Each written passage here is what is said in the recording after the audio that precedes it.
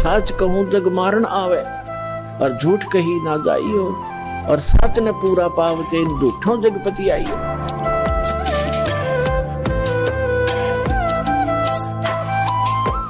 नमस्कार दोस्तों, स्वागत है आपका हमारे दीपक दास ऑफिशियल यूट्यूब चैनल पर।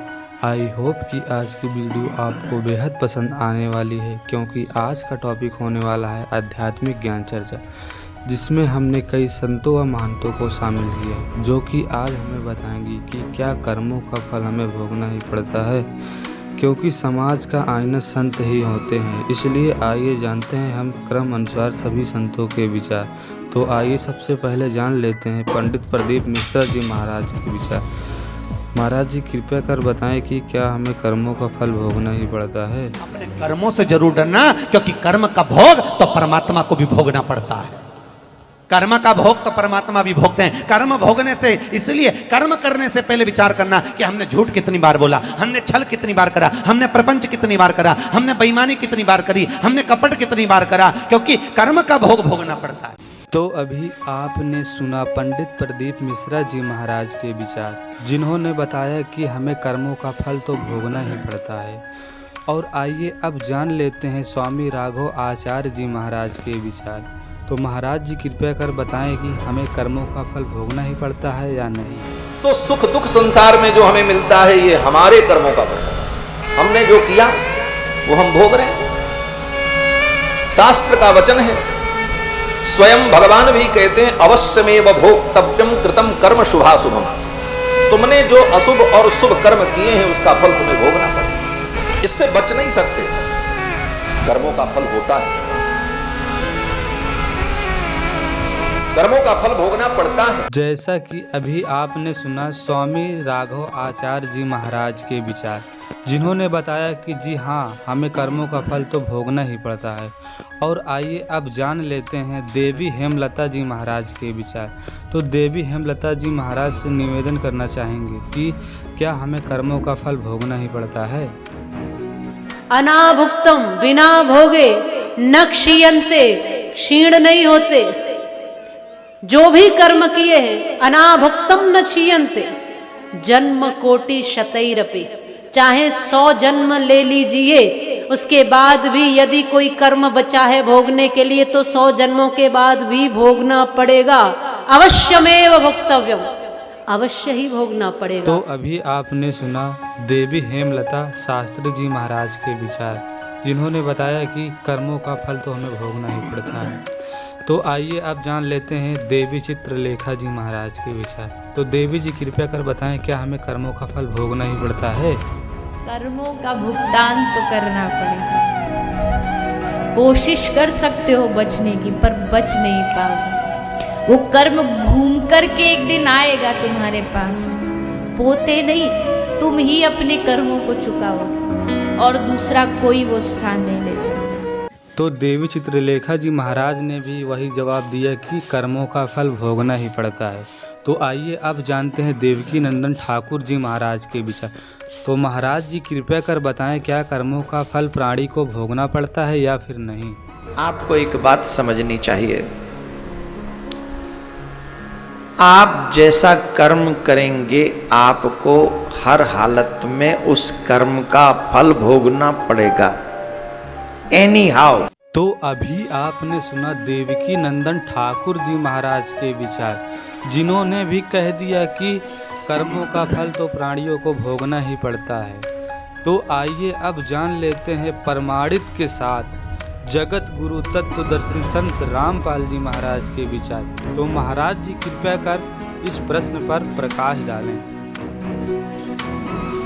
आप किसी भी संत ऋषि के पास जाइए,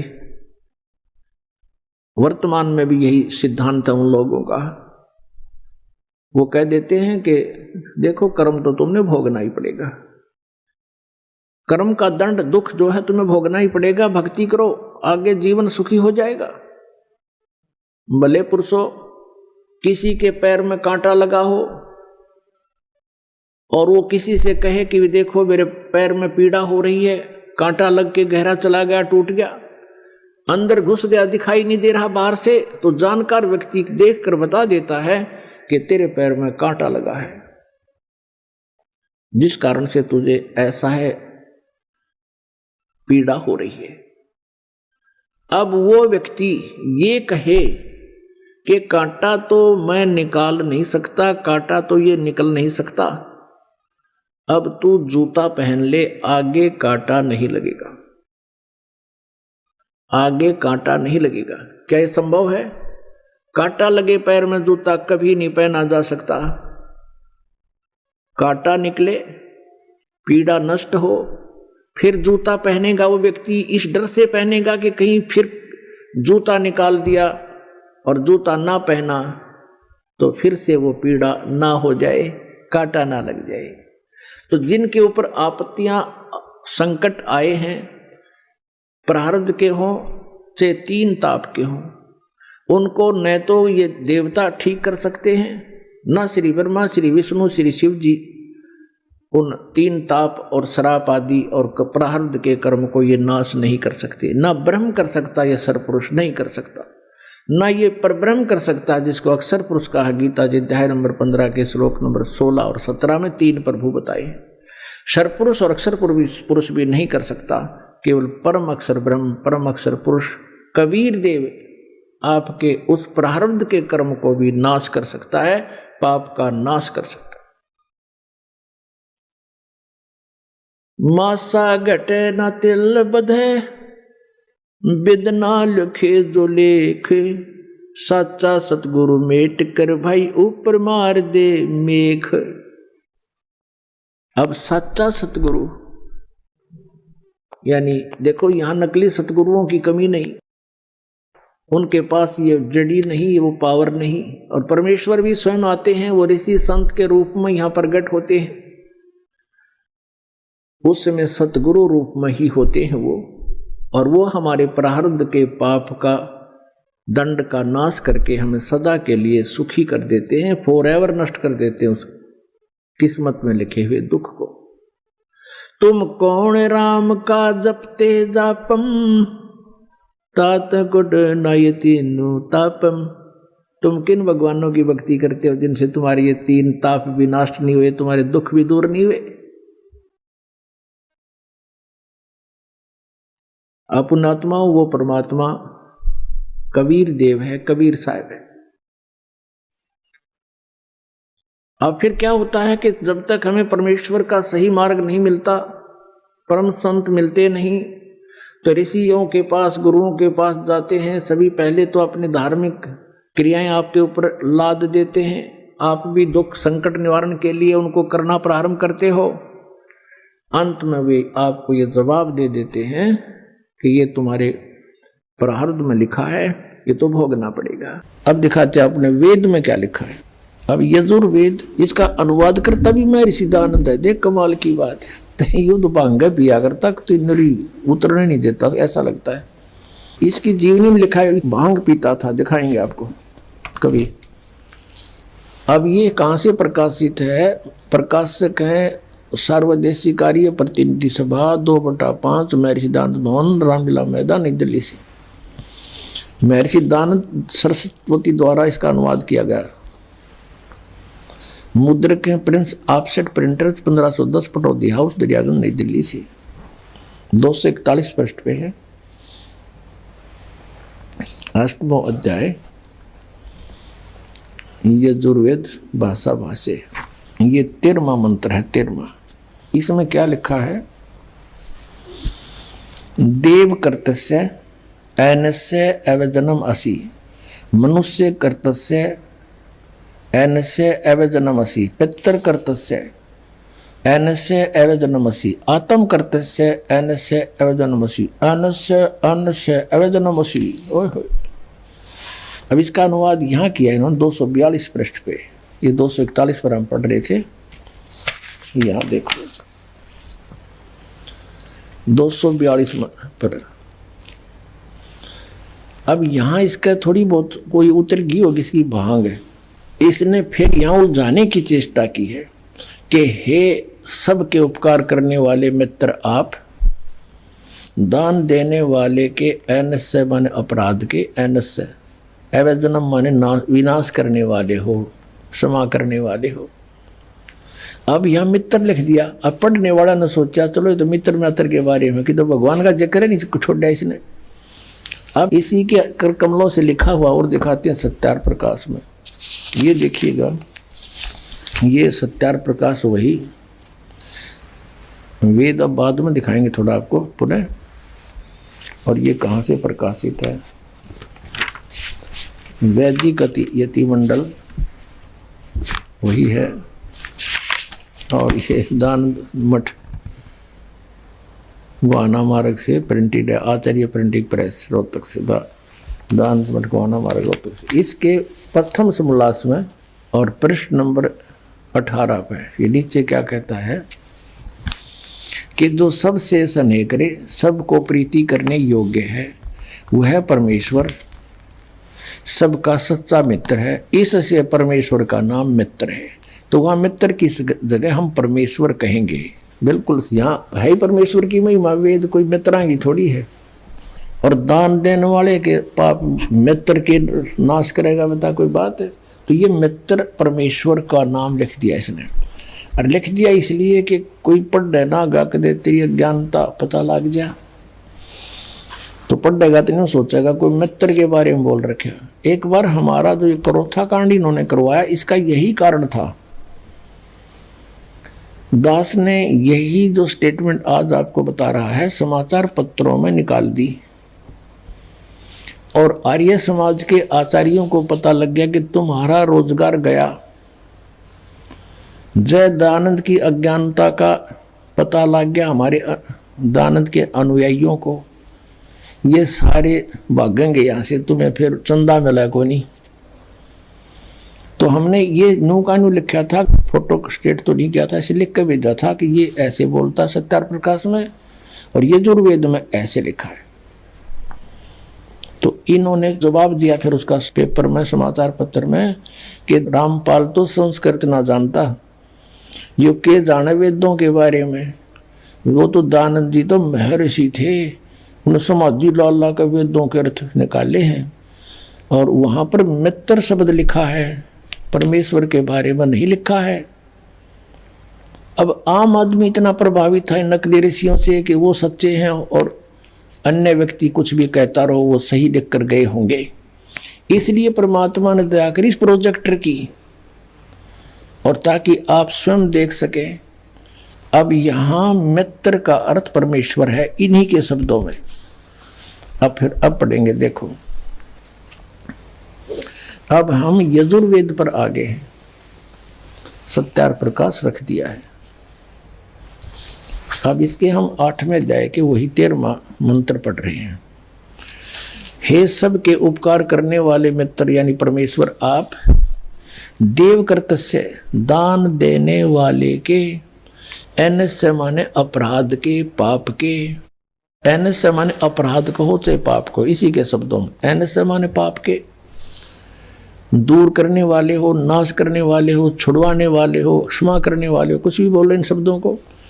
एनस्य माने पाप के, एनस्य माने अपराध कहो चाहे पाप कहो, नाश करने वाले हो, दान देने वाले के। और मनुष्य कर्तस्य साधारण मनुष्य के किए हुए, एनस्य माने अपराध यानी पाप के विनाश करने वाले हो। और पितृ कर्तस्य पिता के किए हुए, एनस्य माने विरोधाचरण के, नहीं पाप के लिखना चाहिए इसलिए। अच्छी तरह हरने वाले हो यानी दूर करने वाले हो, अपने किए हुए पाप के दूर करने वाले हो। एनस अधर्म के अधर्म यानी पाप के पाप, घोर पाप के नाश करने हारे हो। विद्वान यानी जानता हुआ मैं जो कुछ भी अधर्म आचरण किया करता हूँ वह करूँ, अनजान में जो कुछ भी किया करता हूँ वह करूँ, उस सब एनस्य माने पाप के दूर करने वाले हो। युद्ध परमात्मा के तनु का है वेद ज्ञानता था कि वो परम अक्षर ब्रह्म है, वो घोर पाप का भी नाश कर देता है, घोर पाप के। और जो कुछ भी करता हूँ या करूँ उसको भी पाप नाश कर देता है। और ये ये कहते हैं पाप नाश भगवान नहीं कर सकता। तो अब क्या सिद्ध हुआ कि वेद ज्ञान सच्चा है, इसको सभी मानते हैं, और वेदों में परमात्मा की महिमा है, परमात्मा की जो गुण लिखे हैं वेदों में, और इसके विपरीत जिसका अपना अनुभव कुछ भी है वह वेद विरुद्ध है, वो झूठा है। तो सत्यार्थ प्रकाश ये झूठार्थ प्रकाश सिद्ध हो गया, इति सिद्ध। अब पुण्यात्माओं, परमेश्वर स्वयं आते हैं यथार्थ ज्ञान देने के लिए। उस तत्व ज्ञान को, अपनी महिमा को परमात्मा स्वयं ही बताते हैं। और इस काल भगवान ने इन सब की बुद्धि अपने हाथ में ले रखी है। जैसे गीता जी अध्याय नंबर 7 के श्लोक नंबर 8, 9, 10 में कहता है ये कि अर्जुन, बुद्धिमानों की बुद्धि, बलवानों का बल मेरे हाथ में है। अब जैसे जब चाहे इनकी बुद्धि ऑफ कर दूं, जब चाहे इनकी ताकत खत्म कर दूं, जब चाहे दे दूं, जैसे श्री रामचंद्र अर्थात विष्णु जी की पत्नी सीता जी का अपहरण हो गया था, उसमें बुद्धि ऑफ कर दी काल ने श्री रामचंद्र जी की। उसको ये नहीं पता मेरी पत्नी कौन उठा ले गया। और उधर से ऊपर से पार्वती और शिव देख रहे थे। शिव जी ने प्रणाम किया, रामचंद्र जी रो रहे थे, डकरा रहे थे, वृक्षों से लिपट रहे थे। तो पार्वती ने कहा कि आप किसको प्रणाम कर रहे हो? कि सामने भगवान विष्णु को प्रणाम कर रहा हूं। पार्वती जी ने देखा वो तो एक व्यक्ति है, रो रहा है। भगवान कभी रोते हैं? मैं नहीं मानती है भगवान, मैं परीक्षा लूंगी इसकी। अब कहने का भाव ये है कि वो कथा अधिक ना बढ़ाएं। पार्वती जी भगवान शिव जी से के समय तक बोली कि नहीं, सामने कहने लगी मैं नहीं परीक्षा लूंगी, लेकिन थोड़ा सा भी आंख में चुन्नी होती, वो सीता रूप बना के पहुंच गई,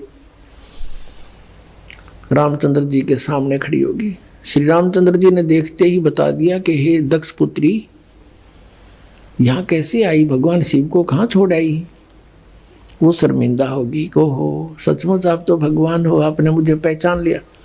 अब वहाँ उसने रिमोट ऑन कर दी उसकी बुद्धि काल ने, वहाँ तो उसको तो पहचान लिया कि तू सीता नहीं पार्वती है, और अपनी पत्नी का पता नहीं उसने कौन उठा ले गया। फिर उसकी खोज करी, जैसे किसी की गाय गुम हो जा, कोई उधर जा रहा है, कोई उधर जा रहा है, फिर किसी ने बता दी राउंड उठा ले गया, जब जाकर वहाँ ढूंढी।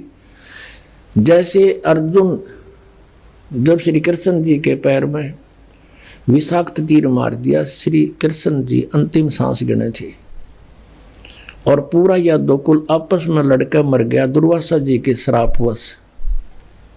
श्री कृष्ण जी दुर्वासा के श्राप का भी नाश नहीं कर सका।